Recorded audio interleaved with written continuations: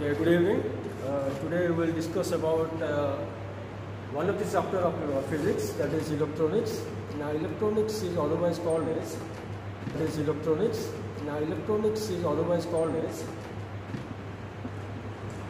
semiconductor physics, because electronics is the study of semiconductors. Okay, now what is a semiconductor? Semiconductor is a substance whose conductivity lies between an insulator and a conductor. Conductivity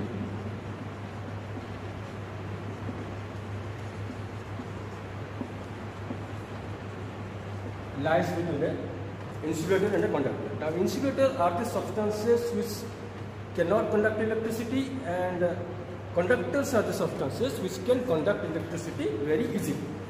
Now, why is that? Current conduction is due to electrons, and current conduction is due to the free electrons present in an atom of a substance.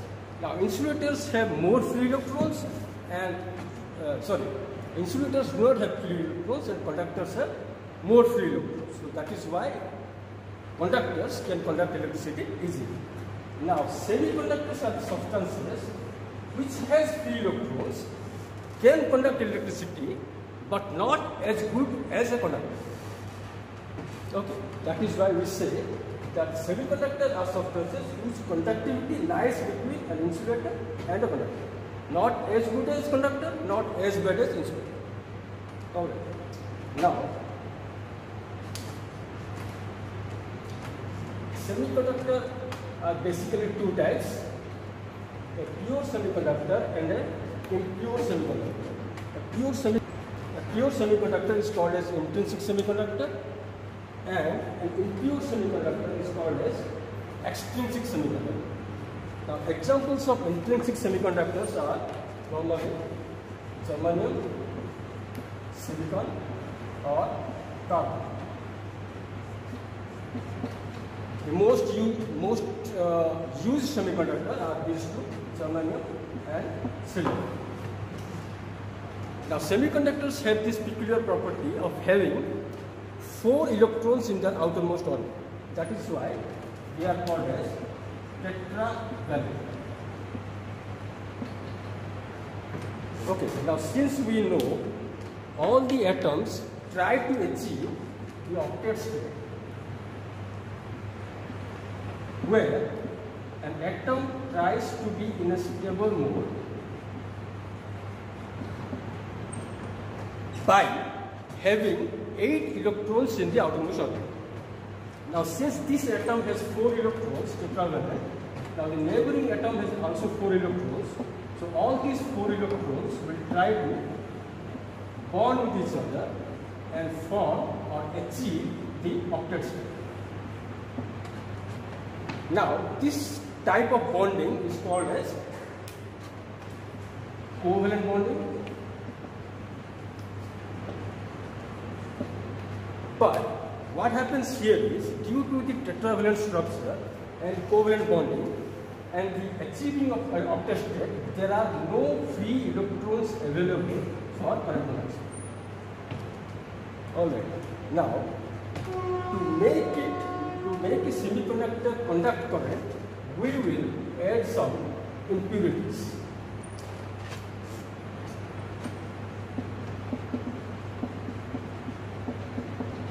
Such that a pure semiconductor plus impurities will give us an extrinsic semiconductor, or an impure semiconductor which will have some kind of free electrons.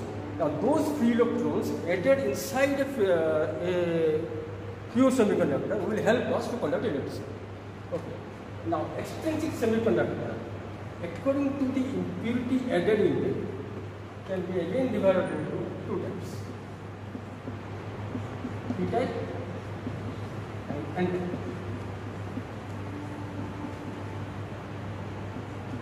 Alright. Now, if we add trivalent impurity, trivalent in this sense, which has 3 electrons in its outermost orbit, to a pure semiconductor, we will get a p-type. Now, if we add a pentavalent impurity, that is the atom which has 5 electrons in its outermost orbit, will get a n. Alright. Now, in this way, by adding impurities in the semiconductor or adding impurities to a pure semiconductor, we will achieve an extrinsic semiconductor which will increase its conductivity by having free electrons or holes.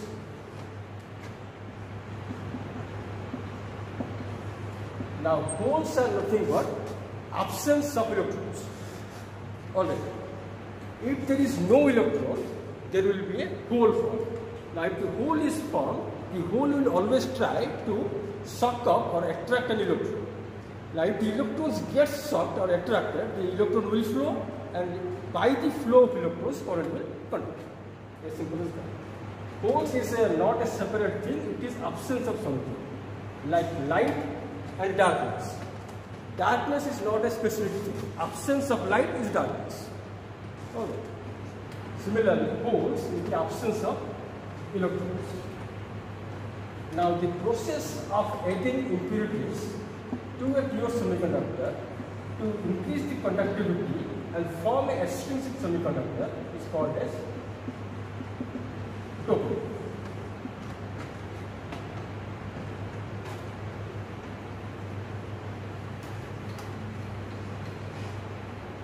Now, the main objective here to bring a semiconductor and add some impurities and make an extrinsic semiconductor into p-type or n-type is to make a p-n junction. So we will take a p-type and an n-type, we will fuse it and we will make a p-n junction. Now, this p-n junction has a peculiar characteristics in which it will only conduct electricity in forward bias state.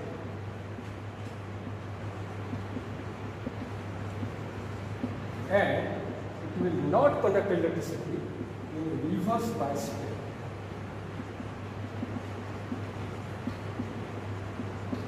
Now, forward bias state means if the p-type or the p-n is connected to the positive terminal and n is connected to the negative terminal. Reverse bias is reverse case. Pn is connected to the negative terminal and Nn is connected to the positive terminal. So, in this forward bias state, it will conduct electricity. In this reverse bias state, it will not conduct electricity. Alright, so this is the main characteristics of a p-n junction. Now, what we will achieve by this? If something conducts electricity in forward bias state and does not conduct electricity in reverse bias state, then how can we make that electronic instrument to do some job? It's a very simple thing. p-n junctions are used as rectifiers. So, rectifier is nothing but an instrument which converts AC to DC. So, why it is required to convert AC and DC? Because AC is cheap, first of all, can be easily supplied, okay, and has higher magnitude. So, why do we need DC? Because most of the electronic instruments only runs on DC. For example, our phones, mobiles. Mobiles run on battery. Battery is nothing but a DC source. Okay, we cannot connect our mobile into AC source and run it. Okay, it will become happily working. Anyway, so to make an electronic instrument and to run it, we need to have some DC source. That is why we need a rectifier. And for the rectifier, we need a p-n junction, and for p-n junction, we need extrinsic semiconductor, and for extrinsic semiconductor, we need semiconductors. All the chronology. Now let us see how this PN junction will convert AC to DC. Very simple. We know that an AC signal is nothing but it changes polarity. Polarity in the sense the positive cycle and the negative cycle. Positive half cycle, negative half cycle. Positive is one polarity, negative is one polarity. Alternating current, change of polarity. Now, to convert this AC into DC, what we will do, we will simply connect to a rectifier.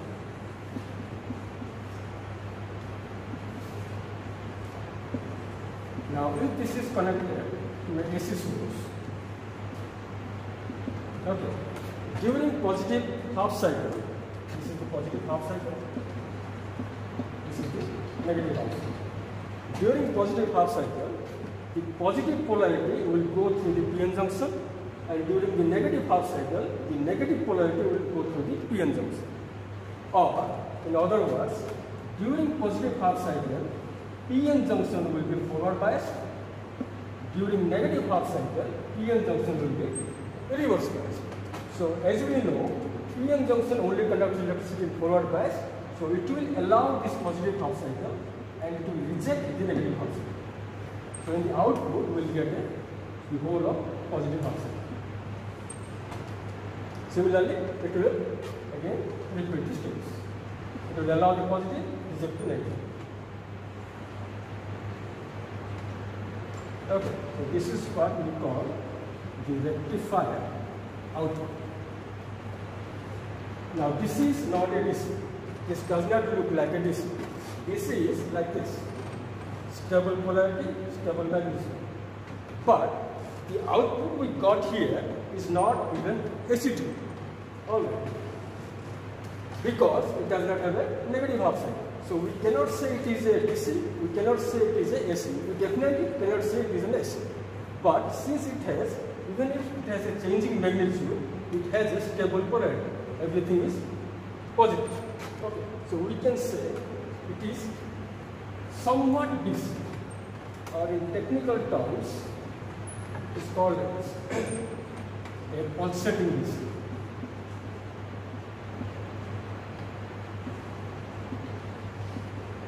That is nothing but DC plus AC ripples or AC components. Now the next step is the main objective here is to convert AC to DC. In the first step, we used the PN junction and we got an output like this. Alright. Now before we go to the next step in converting the AC to DC, we should know that there are two types of rectifiers. One is half wave, full wave. Now half wave rectifier only consists of one diode. Now what is a diode? Diode is nothing but a PN junction. Diode to O electrode. Since it has two electrodes, it is called as a diode. Anyway, so half wave rectifier, full wave rectifier. Half wave consists of one diode, full wave, two diodes. Okay, it's nothing but like this. Now all the half wave rectifier and full wave rectifier will use a transformer, because it is getting supply from AC and PN junction will only work at a lower voltage. Now we will use a step down transformer here and connect the PN junction.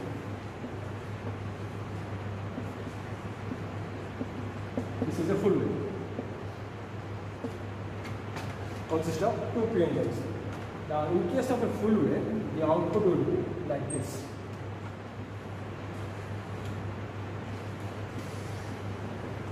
Because it rectifies both the positive signal and the positive half cycle and the negative half cycle.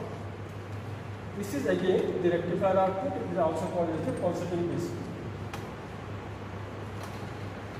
So, to make this impure DC or pulsating DC, which consists of DC signals and AC ripples, our next step is to remove the AC components of the AC signal from the pure DC.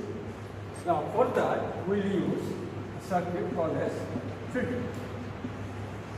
Now, what it will do is, it will take the output from the rectifier and filter it and gives us pure DC. As simple as that. So filter circuits are again of three types.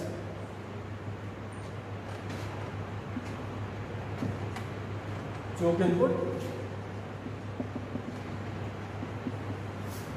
Choke is nothing but an inductor. Capacitor input. And pipe. In case of a choke input, choke is nothing but an inductor, and the property of an inductor is that it will allow DC and block any fluctuating AC or current. Any fluctuating current is nothing but an AC because it fluctuates, its polarity. So when we do a choke input, that is connected inductor, load resistance to the rectifier output like this. So what it will do? It will block all the AC components in this output and allow only the DC. Alright. So output here will be like this. It's somewhat similar to DC, but still not pure DC, but better than this one. Alright. Then we will take the capacitor input. Now in case of choke input, here the inductor is connected in series. In case of capacitor input, the capacitor will be connected in parallel.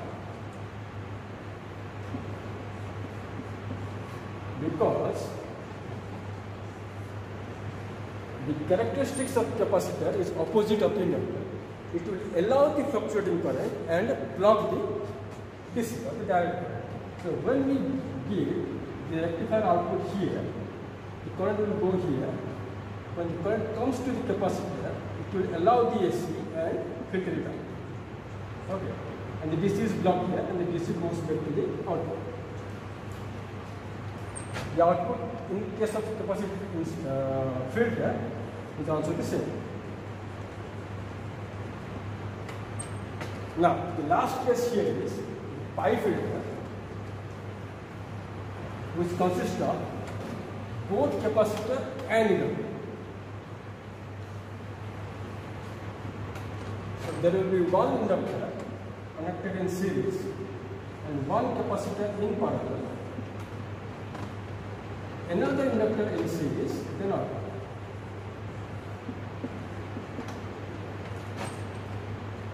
Same strategy, allows DC, blocks AC, allows AC and filters it out. Conclude, we'll discuss about different types of diodes. So basically diodes are of four types. First one we studied, PN junction, which is also called simply a diode or a junction diode. Alright, next type is LED or light emitting diode. So as the name suggests, it will emit light when current passes through. Okay. Next one is photodiode or photosensitive diode. When light falls on it, it will start conducting electricity. Now these LEDs and photodiodes, though different in characteristics, both are used in alarm systems. And this PN junction, as we saw, used as a rectifier. And the final type is the Zener diode. This one is a peculiar diode. This diode is always connected in parallel and in reverse bias. all the diodes are connected in forward bias state, but this one is connected in reverse bias state. Now, why is the reverse voltage of this generator diode is very low, and when extra current flows through it, the diode breaks and starts conducting electricity, and thus start conducting a constant electricity, and that is why, due to these characteristics, this generator diode is used as a voltage regulator.